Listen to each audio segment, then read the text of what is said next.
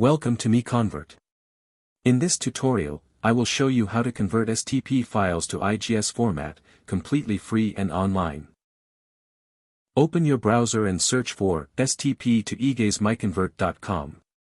Click on the first result to go straight to the converter.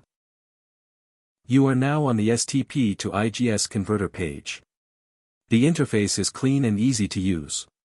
Let's upload a file. Click the Choose File button. A file picker will open. Select the STP file you want to convert, then click Open. Your file is loaded and ready. You can see the file name, size, and destination format. Click Convert now to start the conversion. The conversion is in progress. You can see the progress bar moving. This usually takes just a few seconds. Done. Your file has been successfully converted. Click Download to save the IGES file to your computer.